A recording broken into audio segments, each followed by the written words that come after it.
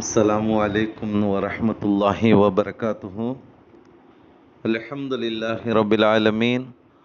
வஸ்ஸலாத்து வஸ்ஸலாமு அலா சய்யதினா முஹம்மதின் வ ஆலிஹி வ ஸஹ்பிஹி அஜ்மஈன். قال الله تعالى في القرآن العظيم أعوذ بالله من الشيطان الرجيم بسم الله الرحمن الرحيم فقلت استغفروا ربكم إنه كان غفارا صدق الله العلي العظيم. சர்வ புகழும் புகழ்ச்சியும் இவ்வுலகை படைத்து பரிபாலித்து கொண்டிருக்கக்கூடிய எல்லாமல்ல அல்லாஹ்விற்கே. எல்லாமல்ல அல்லாஹ் ரப்புல் ஆலமீன் மேற்காணக்கூடிய திருமறை வசனத்தின் மூலமாக ஒரு மனிதனுக்கு அல்லாஹ் வழங்கக்கூடிய மன்னிப்பு எவ்வாறு அமைய பெற்றிருக்கின்றது, அந்த மன்னிப்பை பெறக்கூடிய ஒரு மனிதன் எவ்வாறெல்லாம் நடந்து கொள்ள வேண்டும், அவனுடைய நடைமுறை எவ்வாறு அமைய பெற வேண்டும் என்பது சார்ந்த ஒரு விஷயத்தை அல்லாஹு தாலாவும் அண்ணலும் பெருமானார் ஸல்லல்லாஹு அலைஹி வஸல்லம் அவர்களும் அழகிய உபதேசங்களை நமக்கு உணர்த்தி காட்டுகின்றார்கள். அந்த வகையில் அல்லாஹு தாலா இவ்வாறு குறிப்பிட்டு காட்டுவான், ஃபகுல் துஸ்தக்ஃபிரு ரப்பக்கும், நீங்கள் உங்களுடைய ரப்பிடத்தில் இறைவனிடத்தில் மன்னிப்பு தேடுங்கள். இன்னஹு கான கஃபாரா, நிச்சயமாக அல்லாஹ் மிகவும் மன்னிப்பவனாக இருக்கிறான் அப்படிங்கிறத நபி நூஹ் அலைஹிஸ்ஸலாம் அவங்க தங்களுடைய கூட்டத்தாருக்கு சொன்ன விஷயத்தை அல்லாஹு தாலா நமக்கு குறிப்பிட்டு காட்டுகின்றார். நீங்கள் எல்லாரும் என்ன செய்யுங்க, அல்லாஹ்விடத்தில் மன்னிப்பு தேடுங்க, நிச்சயமா அல்லாஹ் மன்னிக்கக்கூடியவனாக இருக்கிறான் அப்படிங்கிற அடிப்படையில் அல்லாஹு தாலா குறிப்பிட்டு காட்டுறான். இப்லீஸ் ஆகப்பட்ட ஷைத்தான் இவ்வாறு அல்லாஹ்விடத்தில் சொன்னானா, யா அல்லாஹ், மனிதர்களின் உயிர்கள் அவர்களின் உடல்களில் இருக்கும் காலமெல்லாம் அவர்களை நான் வழிகெடுத்து கொண்டே இருப்பேன் அப்படின்னு சொல்லி என்ன செஞ்சானா, இப்லீஸ் ஆகப்பட்ட ஷைத்தான் சொன்னானா. அதற்கு அல்லாஹு தாலா சொன்ன பதில் என்னன்னா, அவர்கள் அந்த மக்கள் என்னிடத்துல பாவ மன்னிப்பு தேடிக்கொண்டிருக்கும் காலமெல்லாம் அவர்களை நான் மன்னித்து கொண்டே இருப்பேன் அப்படின்னு சொல்லி அல்லாஹ் சொன்னதாக அண்ணலம் பெருமானார் ஸல்லல்லாஹு அலைஹி வஸல்லம் அவர்கள் கூறக்கூடிய ஹதீஸ் அஹ்மது என்ற நூலில் பதிவு செய்யப்பட்டிருக்கின்ற அன்பானவர்களே, இங்கே நாம் விளங்கக்கூடிய ஒரு விஷயம், மனிதன் எவ்வளவுதான் தவறுகள் செஞ்சாலும் அதை மன்னிக்கக்கூடிய மனப்பான்மை அல்லாஹ் ஒருவனுக்கு மட்டும்தான் இருக்கின்றது. அந்த ஒரு மன்னிப்பு தன்மை அல்லாஹு தாலா தன்னுடைய கையில் எடுத்துக்கொண்டு மனிதனை எல்லா விதத்திலும் மன்னிக்கக்கூடியவனாக இருக்கிறான்.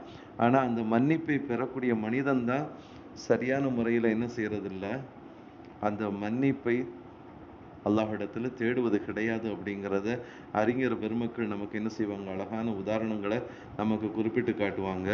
அந்த வகையில் 4 விஷயங்கள் மனிதனை சார்ந்தது அப்படிங்கிறத வரலாற்று ஆசிரியர்கள் சொல்லுவாங்க. அதே போன்று 4 விஷயங்கள் இறைவனை சார்ந்தது. ஒரு நியமத்திற்கு ஷுக்குர் செய்வது மனிதனை சார்ந்தது, அந்த நியமத்தை அதிகப்படுத்துவது இறைவனை சார்ந்தது. அதே போன்று வழிபடுவது மனிதனை சார்ந்தது, அதை ஏற்றுக்கொள்வது இறைவனை சார்ந்ததாக இருக்குது. துவா செய்வது, பிரார்த்திப்பது மனிதனை சார்ந்ததாகவும் அதற்கு பதில் அளிப்பது இறைவனை சார்ந்ததாகவும், அதே போன்று பாவ மன்னிப்பு தேடுவது மனிதனை சார்ந்ததாகவும் அந்த பாவத்தை மன்னிப்பது இறைவனை சார்ந்ததாகவும் இருக்கிறது அப்படிங்கிறத மார்க்க பெருமக்கள் நமக்கு என்ன செய்வாங்க, அழகான முறையில் உணர்த்தி காட்டுவாங்க. அந்த அடிப்படையில் மன்னிப்பை கொடுப்பதற்கு இறைவன் தயாராக இருக்கின்ற பொழுது மன்னிப்பை பெறுவதற்கு நாம ஏன் தயாராக இருக்கக்கூடாது அப்படிங்கிறத தான் நம்ம என்ன செய்யணும், சிந்தித்து பார்க்க வேண்டும். வரலாற்றில் ஒரு செய்தியை நம்ம பார்க்குறோம்.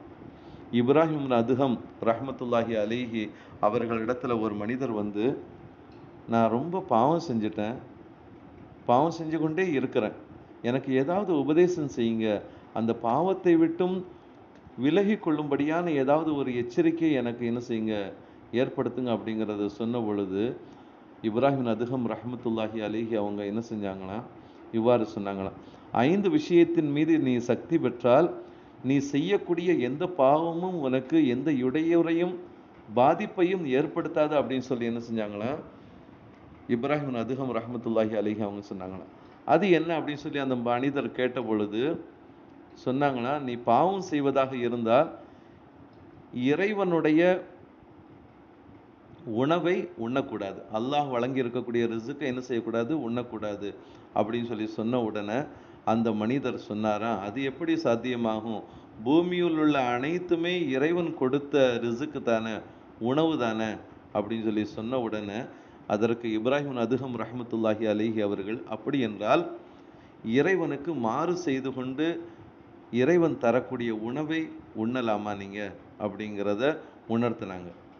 ரெண்டாவது விஷயம், நீ பாவம் செய்வதாக இருந்தால் இறைவனுடைய பூமியில நீ தங்கக்கூடாது அப்படின்னு சொல்லி ரெண்டாவது விஷயத்தை இப்ராஹிம் அதுகம் ரஹமத்துல்லாஹி அலைஹி அவங்க சொன்னாங்க. அது எப்படி சாத்தியமாகும் அப்படின்னு சொல்லி அந்த மனிதர் திரும்ப கேட்டார். உலகத்தில் இருக்கும் அனைத்தும் இறைவனுடைய பூமியாக இருக்கின்ற பொழுது அது எப்படி சாத்தியமாகும்?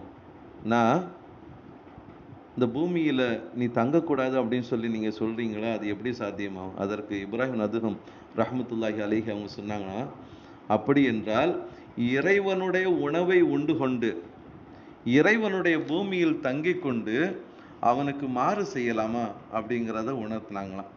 அதை அவர் ஏத்துக்கிட்டார். அடுத்ததாக சொன்னாங்க, நீ பாவம் செய்வதாக இருந்தால் இறைவன் பார்க்காத இடத்துல இருந்து நீ என்ன செய்ய, பாவத்தை செய்ய அப்படின்னு சொல்லி சொன்னாங்களாம். அதற்கு அந்த மனிதர், இறைவன் பார்க்காத இடம் எதுவுமே கிடையாது, அது சாத்தியமும் ஆகாது, எல்லா இடத்திலும் உள்ளும் புறமும் எல்லாவற்றிலும் அல்லாஹு தாலா என்ன செய்யறான், தன்னுடைய பார்வை வைக்கிறான், அவனுடைய பார்வையை விட்டு நாம தப்பிக்க முடியாது அப்படிங்கிறத சொன்னவுடன் தான், அப்படி என்றால் இறைவன் உன்னை பார்த்து கொண்டிருக்கும் நிலையில் நீ பாவம் செய்யலாமா அப்படிங்கிறத இப்ராஹிம் அதுகம் ரஹமத்துல்லாஹி அலைஹி அவங்க உணர்த்தினாங்க.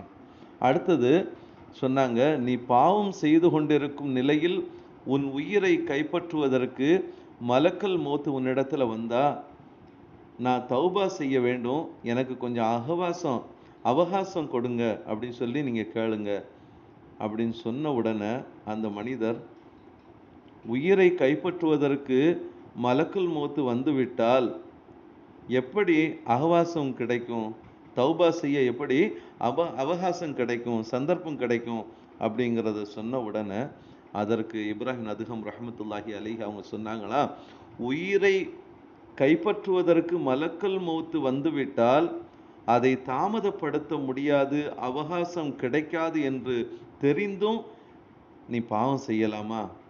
நம்ம இந்த உலகத்தை விட்டும் பிரிய போறோம், நமக்கு எந்த ஒரு தவணையும் கிடையாது அப்படிங்கிறத தெரிந்து கொண்டே நீ பாவம் செய்யலாமா அப்படிங்கிறத அந்த மனிதருக்கு உணர்த்தினாங்களாம். அடுத்தது சொன்னாங்களாம், நீ பாவம் செய்து அதே நிலையில மூத்தாகிவிட்டால் அல்லாஹ் உனக்கு நரகத்தை கொண்டு தீர்ப்பு வழங்கிவிட்டால் நரகிற்கு உன்னை இழுத்து செல்லக்கூடிய மலக்குகள் உன்னிடம் வரும் பொழுது நீங்க என்ன செய்யுங்க, அவர்களோடு செல்லாதீங்க அப்படிங்கிறத இப்ராஹிம் அதுகம் ரஹமத்துல்லாஹி அலைஹி அவர்கள் சொன்ன பொழுது அதற்கு அந்த மனிதர் சொன்னாரா, அது எப்படி சாத்தியமாகும், அவங்க மிகப்பெரிய ஒரு பலசாலி சக்தி பெற்றவங்க, அவர்களோடு நான் எப்படி செல்லாமல் இருக்க முடியும், என்னை எப்படி அவர்கள் விடுவார்கள் என்று சொல்லக்கூடிய நேரத்தில் தான் இப்ராஹிம் அதுகம் ரஹமத்துல்லாஹி அலைஹி அவர்கள் அந்த மனிதரை பார்த்து சொன்னாங்கன்னா, அவர்களை விட்டும் தப்பிக்க முடியாது என்று தெரிந்தும் நீ பாவம் செய்யலாமா அப்படிங்கிறத சொன்ன உடன் தான் இந்த உலகத்துல எல்லா விதத்திலும் நாம செய்யக்கூடிய ஒவ்வொரு பாவத்திற்கும் நாம பரிகாரம் பெற்றே ஆக வேண்டும் அப்படிங்கிற ஒரு நிலைமையில நாம் செய்யக்கூடிய பாவத்திற்கு அல்லாஹ்விடத்துல பிரயாசித்தம் தேடி நாம் என்ன செய்யணும், பரிசுத்தவான்களாக இந்த உலகத்தை விட்டு நாம பிரிய போறோம், பிரிந்ததற்கு பின்பு நமக்கு எந்த ஒரு தவணையும் கிடையாது அப்படிங்கிறத உணர்ந்து கொண்டு ஒரு மனிதன் செயல்படணும் அப்படிங்கிறத தான் இந்த வரலாற்று குறிப்பின் மூலமாக நமக்கு இப்ராஹிம் அதுகம் ரஹமத்துல்லாஹி அலைஹி அவர்கள் உணர்த்தி காட்டுறாங்க. அத்தகைய பாவத்தை விட்டும் பரிசுத்தமாக்கப்பட்ட சிறந்த மனிதர்களாக அல்லாஹ் நம் அனைவரையும் ஆக்கி அருள்வானாக. ஆமீன். வாஹிர் தஅவானா அனில் அல்ஹம்துலில்லாஹி ரப்பில் ஆலமீன். அஸ்ஸலாமு அலைக்கும் வரஹ்மத்துல்லாஹி வபரகாத்துஹு.